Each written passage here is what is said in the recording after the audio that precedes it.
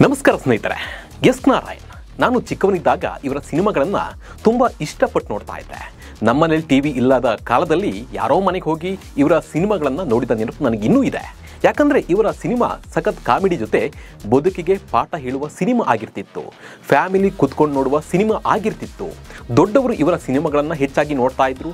ನಾವು ಅವ್ರ ಜೊತೆ ಇವರ ಸಿನಿಮಾಗಳನ್ನು ನೋಡಿಕೊಂಡು ಬೆಳೆದವರು. ಅದರಲ್ಲೂ ಇವರು ಮೊದಲು ಡೈರೆಕ್ಷನ್ ಮಾಡಿರುವ ಚೈತ್ರದ ಪ್ರೇಮಾಂಜಲಿ ಸಖತ್ ಹಿಟ್ ಆಗಿತ್ತು. ಈ ಸಿನಿಮಾ ಪ್ರೀತಿಯ ಕತೆ ಸಿನಿ ಪ್ರೇಕ್ಷಕರನ್ನು ರಂಜಿಸಿತ್ತು. ಎಲ್ಲದಕ್ಕಿಂತ ಹೆಚ್ಚಾಗಿ ವಿಷ್ಣುವರ್ಧನ್ ನಟನೆಯ ಸೂರ್ಯವಂಶ, ಸಿಂಹಾದ್ರಿಯ ಸಿಂಹ, ಸಿರಿವಂತ ಸಿನಿಮಾಗಳು ಅದೆಷ್ಟೋ ಜನರ ಜೀವನವನ್ನೇ ಚೇಂಜ್ ಮಾಡಿದ ಸಿನಿಮಾಗಳಾಗಿದ್ವು. ಕುಟುಂಬ ಹೇಗಿರಬೇಕು, ಮನುಷ್ಯ ಮಕ್ಕಳ ಜೊತೆ, ಹೆಂಡತಿಯ ಜೊತೆ, ಸೊಸೆ ಜೊತೆ ಹೇಗಿರಬೇಕು ಅನ್ನೋದನ್ನು ಎಸ್ ನಾರಾಯಣ್ ತಮ್ಮ ನಿರ್ದೇಶನದ ಮೂಲಕ ತುಂಬ ಚೆನ್ನಾಗಿ ತೋರಿಸಿದ್ರು. ಆದರೆ ಎಸ್ ನಾರಾಯಣ್ ಕೇವಲ ತೆರೆ ಮೇಲೆ ಮಾತ್ರ ಇಂಥ ಸಿನಿಮಾಗಳನ್ನು ತೋರಿಸಿ ನಿಜ ಜೀವನದಲ್ಲಿ ವಿಲನ್ ಆದ್ರ ಅನ್ನೋ ಪ್ರಶ್ನೆ ಇಡೀ ಕರ್ನಾಟಕವನ್ನು ಕಾಡ್ತಾ ಇದೆ. ಊರಿಗೆಲ್ಲ ಸಿನಿಮಾದಲ್ಲಿ ಬುದ್ಧಿ ಹೇಳಿದ ಎಸ್ ನಾರಾಯಣ್ ಮಕ್ಕಳಿಗೆ ಬುದ್ಧಿ ಹೇಳೋದನ್ನು ಮರೆತ್ರ, ದುಡ್ಡಿಗಾಗಿ ಸೊಸೆಗೆ ವರದಕ್ಷಿಣೆ ಕಿರುಕುಳವನ್ನು ಕೊಟ್ರ ಅನ್ನೋ ಅನುಮಾನ ಶುರುವಾಗಿದೆ. ಇದಕ್ಕೆ ಕಾರಣ ಎಸ್ ನಾರಾಯಣ್ ಅವರ ಮೇಲೆ ಬಂದಿರುವ ವರದಕ್ಷಿಣೆ ಕಿರುಕುಳದ ಆರೋಪ. ಹಾಗಿದ್ರೆ ನಿಜಕ್ಕೂ ಎಸ್ ನಾರಾಯಣ್ ಕುಟುಂಬದಲ್ಲಿ ಏನು ನಡೀತಾ ಇದೆ, ಅವರ ಸೊಸೆ ಮಾಡಿರುವ ಆರೋಪ ಏನು ಅನ್ನೋದನ್ನು ನೋಡ್ಕೊಂಡು ಬರೋಣ. ನಾನು ನಿಮ್ಮ ಶಿವರಾಜ್ ಬಾಣಂಕಿ. ನೀವು ಸುದ್ದಿಯಾನದ ಸಬ್ಸ್ಕ್ರೈಬರ್ ಆಗೋದನ್ನು ಮರಿಬೇಡಿ. ನಾನು ಈಗಾಗಲೇ ಹೇಳಿದಂತೆ ಎಸ್ ನಾರಾಯಣ್ ಒಬ್ಬ ಅದ್ಭುತ ನಟ ಹಾಗೂ ನಿರ್ದೇಶಕ. ಇವರು ನಟನೆ ಮಾಡಿರುವ ಸಿನಿಮಾ ಹಾಗೂ ಇವರು ನಿರ್ದೇಶನ ಮಾಡಿರುವ ಸಿನಿಮಾ ಸಾಕಷ್ಟು ಸಿನಿಮಾಗಳು ಸೂಪರ್ ಹಿಟ್ ಆಗಿವೆ. ಅದೆಷ್ಟು ಸಿನಿಮಾಗಳು ಸಾಕಷ್ಟು ಜನಕ್ಕೆ ಆದರ್ಶ ಆಗಿದೆ. ಸೂರ್ಯವಂಶ ಆಗಿರ್ಬೋದು, ಸಿರಿವಂತ ಆಗಿರ್ಬೋದು, ಸಿಂಹಾದ್ರಿಯ ಸಿಂಹ ಸಿನಿಮಾಗಳು ಅದ್ಭುತ ಕಥೆಯ ಜೊತೆಗೆ ಅದೆಷ್ಟೋ ಜನ ಈ ಸಿನಿಮಾಗಳನ್ನು ನೋಡಿ ತಮ್ಮ ಜೀವನವನ್ನು ತಿದ್ಕೊಂಡಿದ್ದಾರೆ. ಆದರೆ ಎಲ್ಲೋ ಒಂದು ಕಡೆ ಸಿನಿಮಾದಲ್ಲಿ ಒಳ್ಳೆಯ ಪಾತ್ರ ಸೃಷ್ಟಿಸಿದ ಎಸ್ ನಾರಾಯಣ್ ತಮ್ಮ ಸಂಸಾರವನ್ನು ಸರಿಯಾಗಿ ನಿರ್ದೇಶನ ಮಾಡಿಲ್ಲ ಅನಿಸುತ್ತೆ. ಬನ್ನಿ, ಎಸ್ ನಾರಾಯಣ್ ಕುಟುಂಬದಲ್ಲಿ ಎಲ್ಲಿ ದಾರಿ ತಪ್ಪು, ಏನಾಯಿತು, ಅವ್ರ ಸೊಸೆ ಮಾಡ್ತಿರುವ ಆರೋಪ ಏನು, ಎಲ್ಲವನ್ನ ನೋಡ್ಕೊಂಡು ಬರೋಣ. ಹೌದು, ನಟ ಕಮ್ ನಿರ್ದೇಶಕ ಎಸ್ ನಾರಾಯಣ್ ಮತ್ತು ಅವರ ಕುಟುಂಬದ ವಿರುದ್ಧ ಈಗ ಕೇಳಿ ಬಂದಿರುವ ಆರೋಪ ವರದಕ್ಷಿಣೆ ಕಿರುಕುಳ.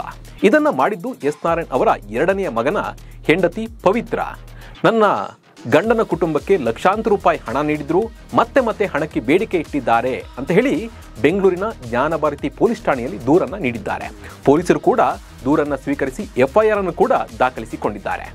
ಅಂದ ಹಾಗೆ ಪವಿತ್ರ ಕೊಟ್ಟಿರೋ ಕಂಪ್ಲೇಂಟ್ನಲ್ಲಿ ಏನು ಹೇಳಿದ್ದಾರೆ ಅಂದರೆ, 2021ರಲ್ಲಿ ನಾನು ಎಸ್ ನಾರಾಯಣ್ ಮತ್ತು ಭಾಗ್ಯಲಕ್ಷ್ಮಿ ಅವರ ಮಗ ಪವನ್ ಅವರನ್ನು ಮದುವೆ ಆದೆ. 2022ರಲ್ಲಿ ಪ್ರತ್ಯೇಕವಾಗಿ ನಾವು ಸಂಸಾರ ನಡೆಸೋಕೆ ಶುರು ಮಾಡಿದ್ವಿ. ಒಂದು ಗಂಡು ಮಗು ಕೂಡ ಹುಟ್ಟಿತು. ಪವನ್ ಡಿಗ್ರಿ ಮಾಡಿಲ್ಲ, ಹಾಗಾಗಿ ನಾನೇ ಕೆಲಸ ಮಾಡಿ ಸಂಸಾರವನ್ನು ನೋಡಿಕೊಳ್ತಾ ಇದ್ದೆ. ಮಗುವಿನ ಎಲ್ಲ ಖರ್ಚನ್ನು ನಾನೇ ನೋಡ್ಕೊಳ್ತಿದ್ದೆ. ಪವನ್ ಏನು ದುಡ್ಡೇ ಕೊಡ್ತಾ ಇರಲಿಲ್ಲ ಅಂತ ಹೇಳಿದ್ದಾರೆ. ಹಾಗೆ ನಮ್ಮ ಪಾಡಿಗೆ ನಾವು ಸಂಸಾರ ಮಾಡ್ಕೊಂಡಿದ್ದಾಗ ಮಗುವಿಗೆ ಒಂದು 3 ತಿಂಗಳಾಗಿರ್ಬೋದು. ಅವಾಗ ಎಸ್ ನಾರಾಯಣ್ ಅವರು ನಮ್ಮನ್ನು ಮನೆಗೆ ಕರೀತಾರೆ. ಅವ್ರ ಮನೇಲೆ ನಮ್ಮ ಜೊತೆನೇ ಇರಿ ಅಂತ ಹೇಳ್ತಾರೆ. ಒಟ್ಟಿಗೆ ಇರೋಕೆ ಹೇಳ್ತಾರೆ. ಅಲ್ಲಿಗೆ ಹೋದ ಕೆಲವೇ ದಿನಗಳಲ್ಲಿ ಎಸ್ ನಾರಾಯಣ್ ಮತ್ತು ನನ್ನ ಗಂಡ ಪವನ್ ಕಲಾ ಸಾಮ್ರಾಟ್ ಟೀಮ್ ಅಕಾಡೆಮಿ ಎಂಬ ಒಂದು ಫಿಲ್ಮ್ ಇನ್ಸ್ಟಿಟ್ಯೂಟನ್ನು ಆರಂಭಿಸಿದ್ದಾರೆ. ಈ ಸಂಸ್ಥೆಗೆ ಬಂಡವಾಳ ಹೂಡಲು ಪವನ್ ಪವಿತ್ರ ಅವರಲ್ಲಿ ಹಣಕ್ಕಾಗಿ ಬೇಡಿಕೆ ಇಟ್ಟಿದ್ರಂತೆ. ಆಗ ಪವಿತ್ರ ತಮ್ಮ ತಾಯಿಯ ಆಭರಣವನ್ನು ಅಡವಿಟ್ಟು ಹಣ ತಂದು ಕೊಟ್ಟಿದ್ದಾರಂತೆ. ಆದರೆ ಆ ಸಂಸ್ಥೆ ಮುಚ್ಚೋಯ್ತು, ಯಾಕಂದರೆ ನಷ್ಟ ಆಯಿತು. ಅಲ್ಲಿ ಉಂಟಾದ ನಷ್ಟವನ್ನು ಭರಿಸಲು ಪವಿತ್ರ 10 ಲಕ್ಷ ಸಾಲ ಮಾಡಿಕೊಟ್ಟಿದ್ರಂತೆ. ಅದರ EMI ಅನ್ನು ಪವಿತ್ರ ಅವರೇ ಈಗ ಕಟ್ತಾ ಇದ್ದಾರಂತೆ. ಅದನ್ನು ಕೂಡ ಕಂಪ್ಲೇಂಟಲ್ಲಿ ಹೇಳಿದ್ದಾರೆ. ಇದರ ಜೊತೆಗೆ ಪವನ್ ತಮ್ಮ ತಾಯಿಯಿಂದ 75,000 ರೂಪಾಯಿ ಪಡೆದಿದ್ದಾರೆ ಅಂತ ಹೇಳಿ ಪವಿತ್ರ ಒಂದು ಆರೋಪವನ್ನು ಮಾಡಿದ್ದಾರೆ. ಇಷ್ಟೆಲ್ಲ ಸಹಾಯ ಮಾಡಿದ್ರು ಕೆಲ ದಿನಗಳಿಂದ ಅತ್ತೆ ಭಾಗ್ಯಲಕ್ಷ್ಮಿ ಮತ್ತು ಪತಿ ಪವನ್ ಮತ್ತೆ ಹಣಕ್ಕಾಗಿ ಪೀಡಿಸ್ತಾ ಇದ್ದಾರೆ ಅಂತೇಳಿ ಪವಿತ್ರ ದೂರಲ್ಲಿ ದಾಖಲಿಸಿದ್ದಾರೆ. ಇದಕ್ಕೆ ಒಪ್ತಿದ್ದಾಗ, ನಾನು ದುಡ್ಡು ಕೊಡೋಕ್ಕೆ ಒಪ್ತಿದ್ದಾಗ ಅವರು ನನ್ನನ್ನು ಮನೆಯಿಂದ ಹೊರಹಾಕಲಾಗಿದೆ ಅಂತ ಹೇಳಿ ಅವರು ಆರೋಪವನ್ನು ಮಾಡಿದ್ದಾರೆ. ಅಷ್ಟೇ ಅಲ್ಲ, ಮದುವೆಯ ಸಮಯದಲ್ಲಿ 1 ಲಕ್ಷ ರೂಪಾಯಿ ಮೌಲ್ಯದ ಉಂಗುರ ಮತ್ತು ಮದುವೆ ಖರ್ಚು ವೆಚ್ಚಗಳಿಗಾಗಿ ಹಣವನ್ನು ಪಡೆದಿದ್ದಾರೆ ಅಂತ ಹೇಳಿ ಪವಿತ್ರ ಆರೋಪಿಸಿದ್ದಾರೆ. ಯಾರು? ಎಸ್ ನಾರಾಯಣ್ ಕುಟುಂಬ ಇವರ ಬಳಿ ಹಣವನ್ನು ಮದುವೆ ಟೈಮ್ನಲ್ಲಿ ಪಡೆದಿದ್ದಾಗಿ ಆರೋಪಿಸಿದ್ದಾರೆ. ಸದ್ಯ ತಮ್ಮ ತವರು ಮನೆಯಲ್ಲಿರುವ ಪವಿತ್ರ ಎಸ್ ನಾರಾಯಣ್ ಅವರ ಮನೆಗೆ ಹಲವಾರು ಬಾರಿ ಭೇಟಿ ನೀಡೋಕೆ ಹೋದರೂ ಅಲ್ಲಿನ ಸೆಕ್ಯೂರಿಟಿ ಗಾರ್ಡ್ ಮನೆಯಲ್ಲಿ ಯಾರು ಇಲ್ಲ ಅಂತ ಹೇಳಿ ವಾಪಸ್ ಕಳಿಸಿದ್ದಾರಂತೆ. ತಮಗೂ ಮತ್ತು ತಮ್ಮ ಮಗುವಿಗೆ ಏನಾದರೂ ತೊಂದರೆ ಆದರೆ ಅದಕ್ಕೆ ಎಸ್ ನಾರಾಯಣ್, ಅವರ ಪತ್ನಿ ಭಾಗ್ಯಲಕ್ಷ್ಮಿ ಮತ್ತು ಅವರ ಪುತ್ರ ಪವನ್ ಕಾರಣ ಅಂತ ಹೇಳಿ ಪವಿತ್ರ ಸ್ಪಷ್ಟವಾಗಿ ದೂರಲ್ಲಿ ಉಲ್ಲೇಖಿಸಿದ್ದಾರೆ.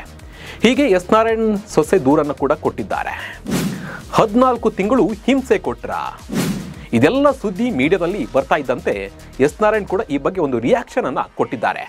ನಾವೇನು ಹಿಂಸೆ ಕೊಟ್ಟಿದ್ದೇವೆ ಅಂತ ದೂರು ಕೊಟ್ಟಿದ್ದಾರೆ, ಅದು ಕೋರ್ಟಿಗೆ ಹೋಗಿದೆ. ನಾವು ಅದರ ಬಗ್ಗೆ ಹೇಳಿದ್ರೆ ಅವರಿಗೆ ಅವಮಾನ ಮಾಡಿದಂತೆ ಆಗುತ್ತೆ. ಪಾಪ ಹೆಣ್ಮಗು ಅಲ್ವಾ, ಅವರಿಗೆ ತೇಜೋವಧೆ ಮಾಡಬಾರ್ದು ಅಂತ ನಾನು ಸುಮ್ಮನೆ ಇದ್ದೀನಿ.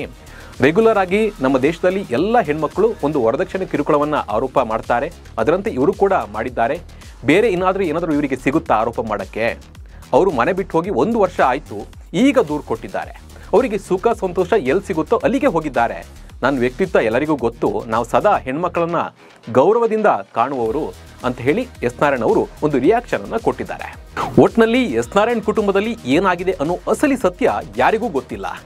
ಇಲ್ಲಿ ಎಸ್ ನಾರಾಯಣ್ ಅವರದ್ದೇ ತಪ್ಪಿದೆಯಾ ಅಥವಾ ಎಸ್ ನಾರಾಯಣ್ ಅವರ ಸೊಸೆ ತಪ್ಪು ಮಾಡಿದ್ರ ಅನ್ನೋದು ಕೋರ್ಟ್ನಲ್ಲಿ ತೀರ್ಮಾನ ಆಗಲಿದೆ. ಈ ಒಂದು ಎಸ್ ನಾರಾಯಣ್ ಕುಟುಂಬದಲ್ಲಿ ನಡೀತಿರುವ ಈ ಒಂದು ಬೆಳವಣಿಗೆ ಬಗ್ಗೆ ನಿಮ್ಗೇನನ್ಸುತ್ತೆ ಅದನ್ನು ನಮಗೆ ಕಮೆಂಟ್ ಮೂಲಕ ತಿಳಿಸಿ. ನಮಸ್ಕಾರ.